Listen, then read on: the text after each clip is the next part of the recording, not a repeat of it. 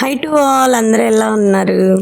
నా కొడుకులకి ఒక సర్ప్రైజ్ అనమాట. యాక్చువల్గా వాళ్ళకి 2 months నుంచి ఫిష్ పాట్ కావాలి మమ్మీ, ఎక్వేరియం తెచ్చుకుందామని చెప్పి బాగా సతాయిస్తున్నారనమాట, అడుగుతున్నారు.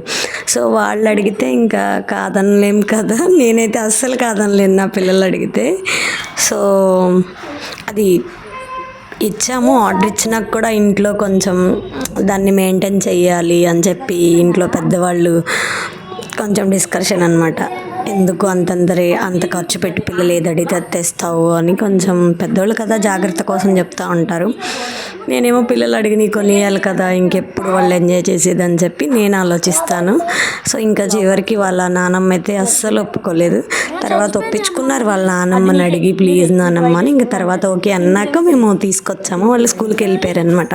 సో వాళ్ళకి సర్ప్రైజ్గా తీసుకొచ్చేసరికి ఎంత హ్యాపీగా ఫీల్ అవుతున్నారో వాళ్ళిద్దరైతే, ఇంకా అసలు అది మాటల్లో చెప్పలేమన్నమాట.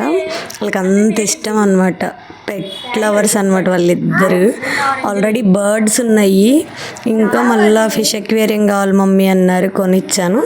మళ్ళీ ఇంకొక 2 birds కావాలంటే దీంతో పాటు ఇంకొక 2 birds తెచ్చామన్నమాట. ఆ బర్డ్స్ చూడడానికి పరిగెత్తున్నారు. ఇంకా వాళ్ళ అలా హ్యాపీగా ఫీల్ అవుతుంటే నాకైతే కళ్ళం పట్టు నీళ్ళు వచ్చేసినాయి, ఆగలేదు. ఈ సంతోషం ముందు ఏదైనా వేస్టే కదా. పిల్లలు హ్యాపీగా ఉంటేనే కదా మనం హ్యాపీగా ఉండేది.